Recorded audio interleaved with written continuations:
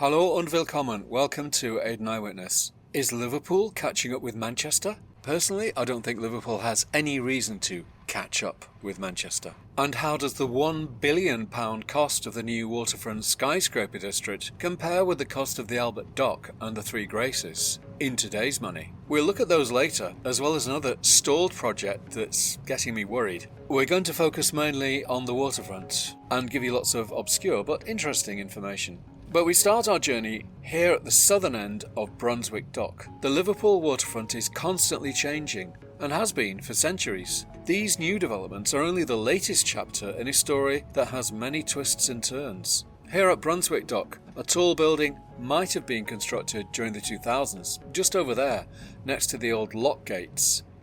The design was by Manchester-based architect Ian Simpson. It was a striking triangular residential tower, but in 2007 it was rejected, possibly because a tall tower would endanger Liverpool's UNESCO World Heritage status, which was rescinded 14 years later. Now a new project is proposed for the site. It's by developer Romal Capital. We'll be hearing about them later. Brunswick Dock is named after either New Brunswick in Canada or Queen Caroline Amalia Elizabeth of Brunswick-Wolfenbüttel, the German wife of George IV.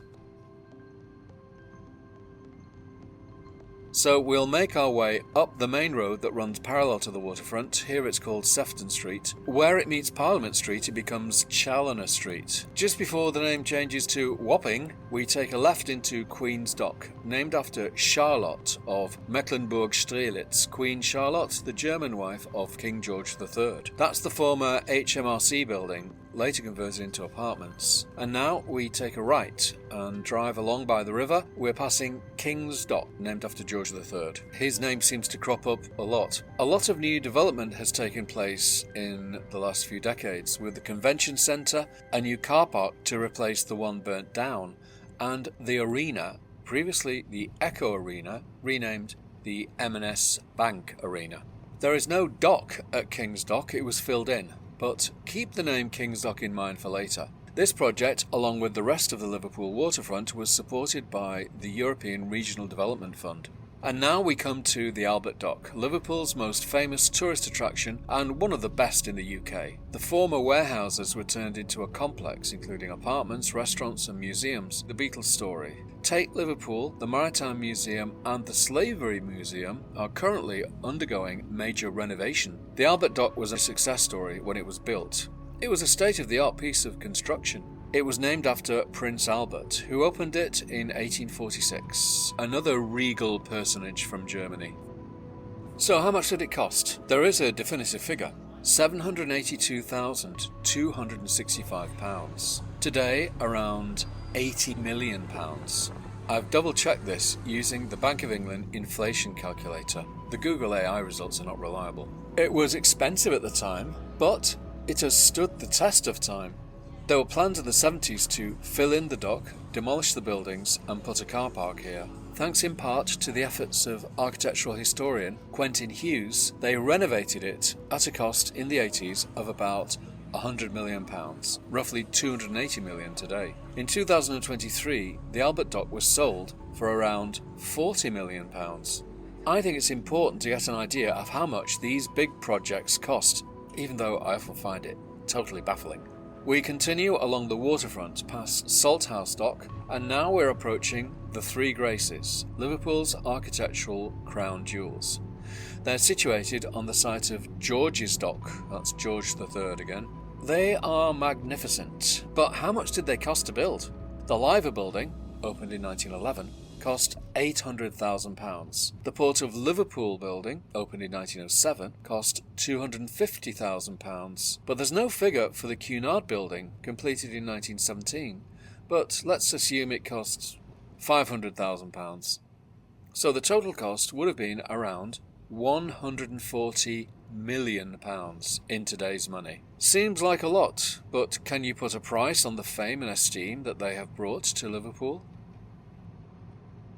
And now we continue back onto Strand Street. That's the name on the map. And this is where there are plans to put the road into a tunnel to link the waterfront with the rest of the city centre. Goodness knows how much that's going to cost. and when, or if, it will ever happen. We'll take a left after the Liver building and drive round by the current cruise liner terminal, a temporary building. A permanent terminal is planned, another part of the jigsaw, a term local politicians like to use. We're going past Prince's Dock, named after the Prince Regent, later King George IV, known for his debts, heavy drinking, and a strange marriage to Caroline of Brunswick, whose name we heard earlier. An ensemble of modern buildings has appeared along Prince's Dock, but they will be dwarfed by the new buildings set to appear just behind. The new cruise liner terminal, I understand, will be on the left, and then we curve round to the right, and in a few moments we are inside the King Edward Triangle, which I featured in a previous video.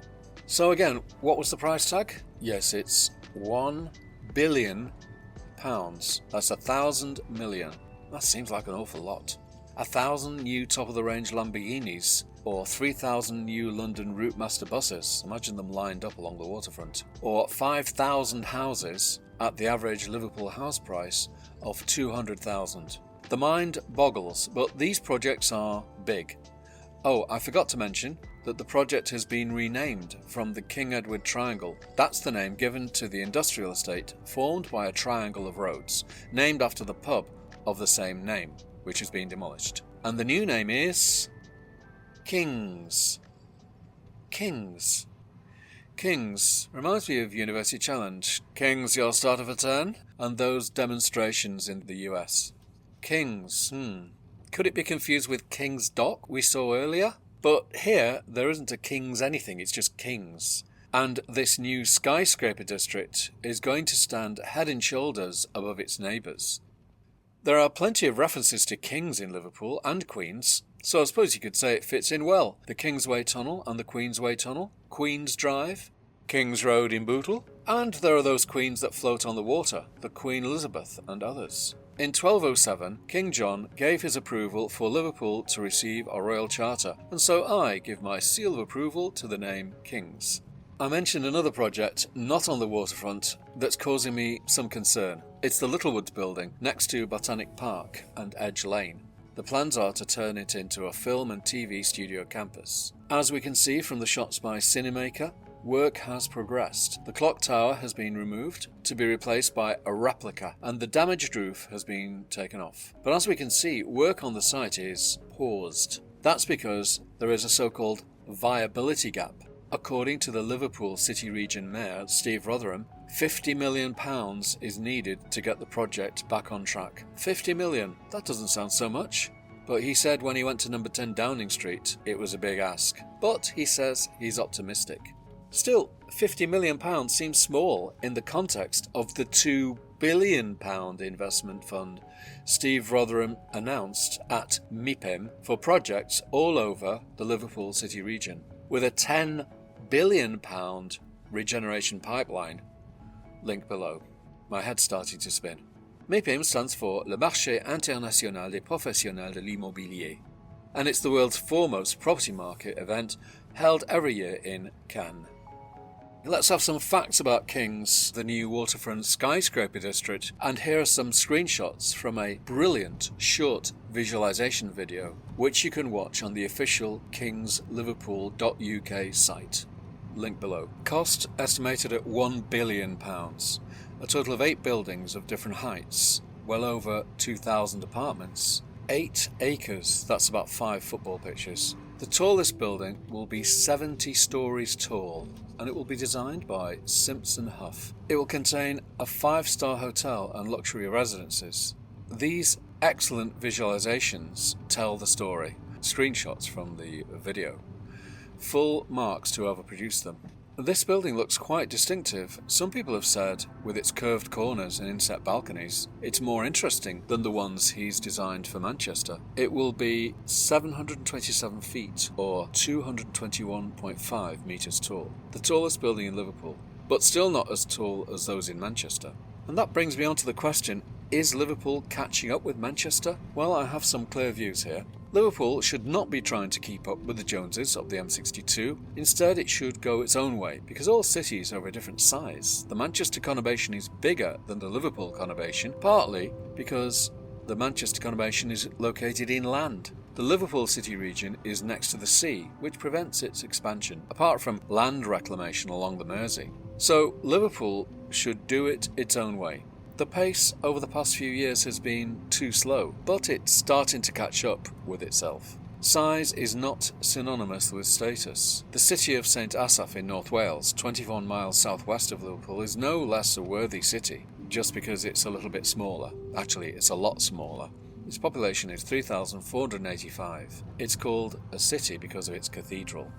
King Charles, accompanied by Camilla, attended the Royal Maundy service at St Asaph Cathedral, so he must hold it in some esteem. There's the regal connection again. It's funny, Liverpool has so many places named after queens and kings, and yet it's not the most royal city I can think of. We're going to drive up to Jessie Hartley Way, and this is West Waterloo Place. And the first building, called Aquitania, is complete. Its neighbour is under construction, and the site will be developed further. The developers are Romal Capital. They are the ones who are planning the residential buildings at Brunswick Dock that we saw at the beginning. And it's interesting that Romal Capital took the mighty Peel to court for breach of contract at Liverpool Waters, and they won. Details via the link below. On the other side of this fence, which I featured previously, is the long-delayed Central Docks project, and now it is finally going ahead. And so how much is this development going to cost? There are no figures yet for the buildings and green spaces. That will come later.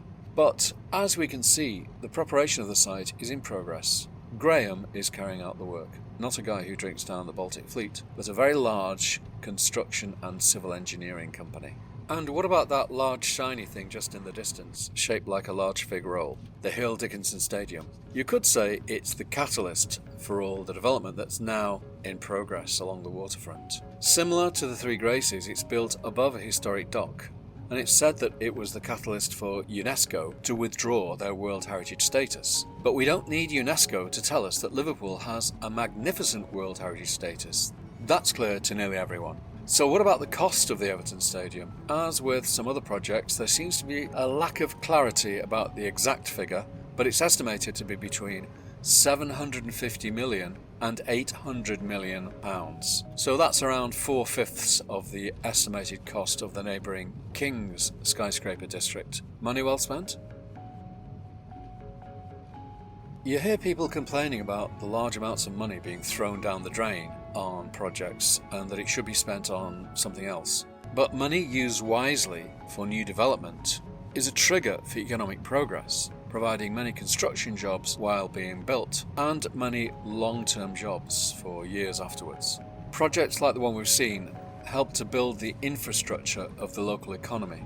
It may cost a lot initially, but in the end it generates wealth over a very long period, just like the Albert Dock and the Three Graces have done. So that's it for this edition of 89 Witness. If you haven't subscribed, please do so, as still a large number of people view but don't subscribe. And in the top right, I'm linking to my previous video about the King Edward Triangle, in which I speculated about what it might look like. Was I right? Vielen Dank fürs Zuschauen und auf Wiedersehen in Liverpool.